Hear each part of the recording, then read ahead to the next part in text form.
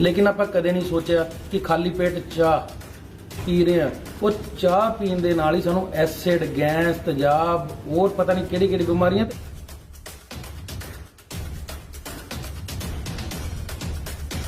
यही एसिड अगे जाके कैंसर का रूप भी धारण करता है।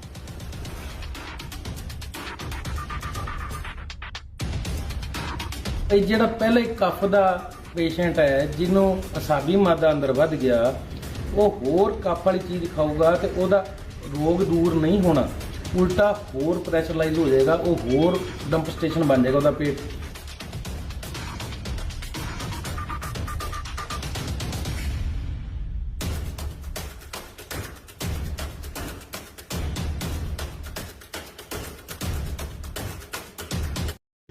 नमस्कार दोस्तों, आरबी लाइव मीडिया में आपका स्वागत है। आज हम बातचीत करते हैं आयुर्वेद की। आखिर आयुर्वेद किस तरह से काम करता है, इस संबंध में आज बातचीत करेंगे। और हमारे साथ आज मौजूद है हकीम अंशुल नागपाल, जो कि आयुर्वेद के माहिर हैं और इनके द्वारा कई बीमारियों का इलाज भी किया जा चुका है और इनके द्वारा इस संबंध में जानकारी भी दी जाती है। तो आज इनसे बातचीत करते हैं कि आखिर आयुर्वेद क्या है। ये सबसे पहले अंशुल जी, स्वागत है आपका हमारे चैनल में। सब तो पहला ਤੁਹਾਡੇ ਸਾਰੇ ਦੋਸਤਾਂ ਦਾ, ਮੇਰੇ ਭਰਾਵਾਂ ਦਾ ਨਮਸਕਾਰ। ਮੇਰੇ ਵੱਲੋਂ ਤੁਸੀਂ ਮਨ ਸਵੀਕਾਰ ਕਰੋ। ਔਰ ਆਰਬੀ ਚੈਨਲ ਬਹੁਤ ਵਧੀਆ ਹੈ ਤੇ ਅੱਜ ਮੈਂ ਰੂਬਰੂ ਹੋ ਰਿਹਾ ਦੋਸਤਾਂ ਦੇ ਨਾਲ। ਸਵਾਲ ਤੁਹਾਡਾ ਇਹ ਹੈ ਕਿ ਆਯੁਰਵੇਦ ਕੰਮ ਕਿਸ ਤਰ੍ਹਾਂ ਕਰਦਾ ਹੈ। जी, ਆਯੁਰਵੇਦ ਵਾਤ ਪਿੱਤ ਔਰ ਕਫ ਤਿੰਨ ਚੀਜ਼ਾਂ ਉੱਤੇ ਚੱਲਦਾ। ਆਯੁਰਵੇਦ ਦਾ ਮੇਨ ਮਕਸਦ ਹੈ ਕਿ ਆਯੂ ਨੂੰ ਲੰਬਾ ਕਰਨ ਵਾਲਾ, ਵਧਾਉਣ ਵਾਲਾ ਗ੍ਰੰਥ। ਔਰ ਹਕੀਮ ਵੈਦ ਨੂੰ नवज देखना सब तो ज़्यादा जरूरी है। जिहड़ी कि पद्धति अजकल गुम हो चुकी है, लुप्त हो चुकी है, ना ही पुराने बुजुर्गों को असी सीखिया। गलती उन्हों की नहीं, गलती साडी है कि असी उन्होंने को सीखिया नहीं, साडे च कमी है।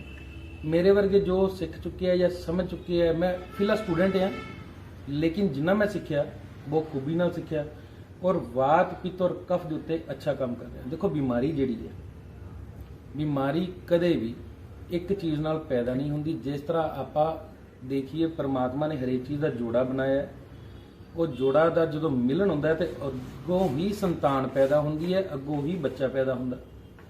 उस तरीके नाल कदे कफ कटला बीमार नहीं करता, वात कदे कल्ला बीमार नहीं करता, पित्त कदे कल्ला बीमार नहीं करता। जो एक नाल दूजा जुड़ जाता, वात नाल पित्त जुड़ जाएगा तो जे वो इनबैलेंस्ड है तो वो बीमारी पैदा करेगा।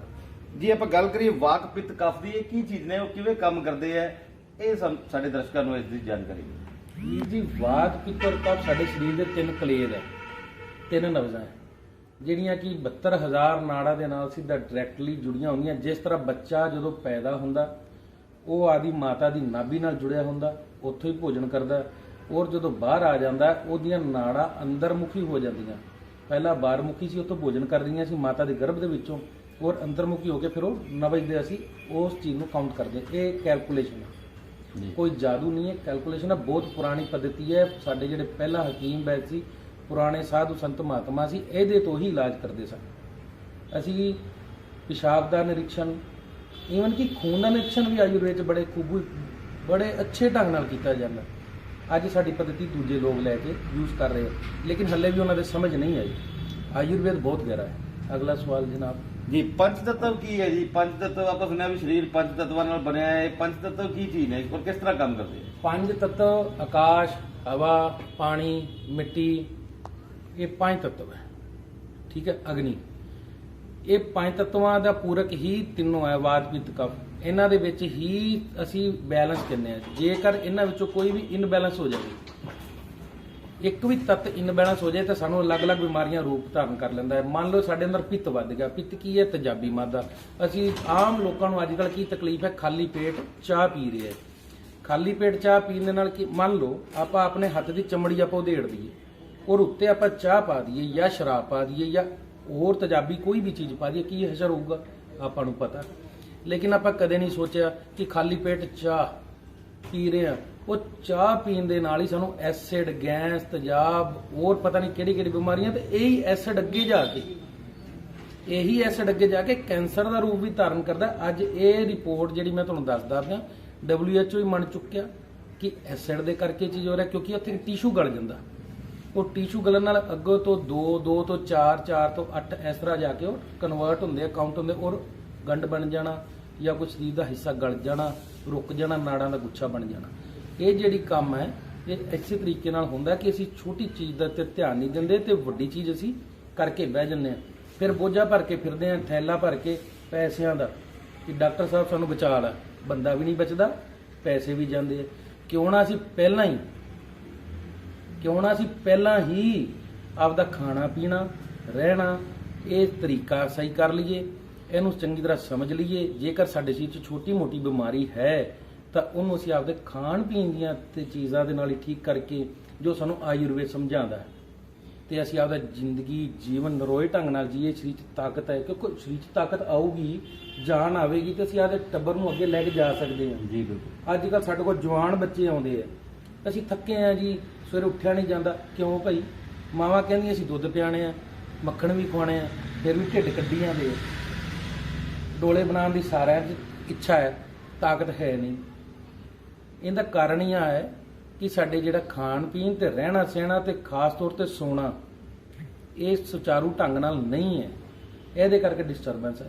ਕਿਸ ਤਰ੍ਹਾਂ ਦੇ ਨਾਲ ਬਿਮਾਰੀਆਂ ਤੋਂ ਛੁਟਕਾਰਾ ਪਾਇਆ ਜਾ ਸਕਦਾ ਹੈ? ਆਯੁਰਵੈਦਿਕ ਪੱਧਤੀ ਵੀ ਹੁਣ ਪੂਰਾ ਅਸਰ ਦਿਖਾ ਰਹੀ ਹੈ, ਪਹਿਲਾਂ ਵੀ ਦਿਖਾਉਂਦੀ ਸੀ, ਹੁਣ ਜ਼ਿਆਦਾ ਲੋਕਾਂ ਦਾ ਥੋੜਾ ਜਿਹਾ ਰੁਝਾਨ ਹੋਇਆ ਆਯੁਰਵੈਦਿਕ ਦੀ ਤਰਫ, ਤਾਂ ਇਹਨੂੰ ਲੈ ਕੇ ਕੀ ਕਹੋਗੇ? ਦੇਖੋ, ਬਿਮਾਰੀਆਂ ਤੋਂ ਛੁਟਕਾਰਾ ਪਾਉਣ ਵਾਸਤੇ ਸਾਨੂੰ ਆਪਦਾ ਸਭ ਤੋਂ ਪਹਿਲਾਂ, ਜਿਵੇਂ ਮੈਂ ਦੱਸਿਆ, ਵੀ ਖਾਣਾ ਪੀਣਾ ਸਹੀ ਕਰਨਾ ਪੈਣਾ। ਫਿਰ ਵੀ ਸਾਨੂੰ ਲੱਗਦਾ ਹੈ ਕਿ ਅਸੀਂ ਹਰੇਕ ਬੰਦੇ ਦੇ ਇੱਕ ਚੀਜ਼ ਹੋਰ ਖਾਸ, ਹਰੇਕ ਬੰਦੇ ਦਾ ਮਿਜਾਜ ਔਰ ਬਿਮਾਰੀਆਂ ਅਲੱਗ-ਅਲੱਗ, ਨਬਜ਼ ਅਲੱਗ-ਅਲੱਗ ਚੱਲਦੀ ਹੈ। ਹੁਣ ਕਿਸੇ ਵਾਸਤੇ ਜਿਹੜੀ ਮਾਂ ਦੀ ਦਾਲ ਆਪਾਂ ਆਮ ਕਹਿ ਦਿੰਦੇ ਆ ਕਿ ਵਾਦੀ ਹੈ ਤੇ ਕਿਸੇ ਵਾਸਤੇ ਸਵਾਦੀ ਹੈ।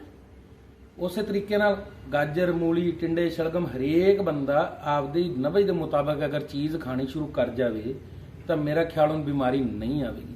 ਔਰ ਮੈਨੂੰ ਪਤਾ ਹੈ, ਔਰ ਮੈਂ ਕੀਤਾ ਹੈ, ਮੇਰੇ ਕੋਲ ਪੇਸ਼ੈਂਟ ਵੀ ਹੈ, ਮੈਂ ਸਿਰਫ ਉਹਨਾਂ ਦਾ ਖਾਣਾ ਪੀਣਾ ਚੇਂਜ ਕਰਾਇਆ, ਕੋਈ ਦਵਾਈ ਦਿੱਤੇ ਬਿਨਾ, ਔਰ ਉਹਨਾਂ ਨੂੰ ਰਿਲੀਫ ਮਿਲਿਆ, ਔਰ ਉਹਨਾਂ ਨੇ ਦੂਸਰੀਆਂ ਦਵਾਈਆਂ ਨੂੰ ਸੱਟ ਦਿੱਤਾ। ਆਯੁਰਵੇਦ ਤਾਂ ਅੱਗੇ ਆ ਰਿਹਾ ਕਿਉਂਕਿ ਅੱਜ ਲੋਕ ਆਪਦੀ ਸਿਹਤ ਨੂੰ ਲੈ ਕੇ ਅੱਛੀ ਚੀਜ਼ ਭਾਲਦੇ ਪਏ ਐ, ਆਰਗੈਨਿਕ ਚੀਜ਼ ਭਾਲਦੇ ਪਏ। ਔਰ ਆਯੁਰਵੇਦ ਤਾਂ ਹੈ ਹੀ ਪਿਓਰ ਜੜੀ ਬੂਟੀਆਂ ਉੱਤੇ, ਇਹਦੇ ਤਾਂ ਕੋਈ ਕੈਮੀਕਲ ਨਾਮ ਦੀ ਚੀਜ਼ ਹੀ ਨਹੀਂ ਹੈ। ਲੇਕਿਨ ਸ਼ਰਤ ਸਭ ਤੋਂ ਵੱਡੀ ਆਈ ਹੈ, ਕਿਸੇ ਜਾਣਕਾਰ ਬੰਦੇ ਕੋਲ, ਜਿਹੜਾ ਨਬਜ਼ ਦੇਖ ਨਹੀਂ ਜਾਣਦਾ, ਘੱਟੋ ਘੱਟ ਨਬਜ਼ ਦੇਖ ਨਹੀਂ ਜਾਣਦਾ, ਉਹਦੇ ਕੋਲ ਹੀ ਰਾਇ ਮਸ਼ਵਰਾ ਕਰਕੇ, ਉਹਦੇ ਨਾਲ ਹੀ ਗੱਲਬਾਤ ਕਰਕੇ ਫੇਰ ਇਸ ਚੀਜ਼ ਨੂੰ ਅੱਗੇ ਲਿਆ ਜਾਵੇ ਤੇ ਖਾਧਾ ਜਾਵੇ, ਯੂਜ਼ ਕੀਤਾ ਜਾਵੇ, ਤਾਂ ਕਿ ਸਾਨੂੰ ਫਾਇਦਾ ਹੋਵੇ। ਐ ਕਿਤਾਬਾਂ 2 ਪੜ੍ਹ ਕੇ ਆਯੁਰਵੇਦ ਨਹੀਂ ਆਉਂਦਾ। ਬੱਸ ਸਟੈਂਡ ਤੋਂ 2 ਕਿਤਾਬਾਂ ਲਈਆਂ, ਲੋਕ ਬਹਿ ਗਏ ਆਯੁਰਵੇਦ ਕਰਨ ਵਾਸਤੇ, ਉਹ ਆਯੁਰਵੇਦ ਨਹੀਂ ਹੈ।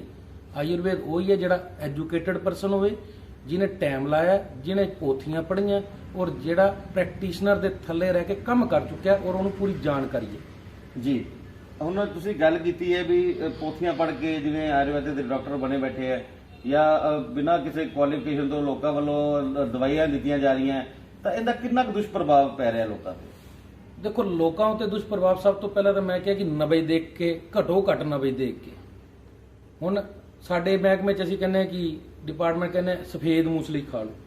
ਭਾਈ ਜਿਹੜਾ ਪਹਿਲਾਂ ਹੀ ਕਫ ਦਾ ਪੇਸ਼ੈਂਟ ਹੈ, ਜਿਹਨੂੰ ਅਸਾਬੀ ਮਾਦਾ ਅੰਦਰ ਵੱਧ ਗਿਆ, ਉਹ ਹੋਰ ਕਫ ਵਾਲੀ ਚੀਜ਼ ਖਾਊਗਾ ਤੇ ਉਹਦਾ ਰੋਗ ਦੂਰ ਨਹੀਂ ਹੋਣਾ, ਉਲਟਾ ਹੋਰ ਪ੍ਰੈਸ਼ਰਲਾਈਜ਼ ਹੋ ਜਾਏਗਾ, ਉਹ ਹੋਰ ਡੰਪ ਸਟੇਸ਼ਨ ਬਣ ਜਾਏਗਾ ਉਹਦਾ ਪੇਟ।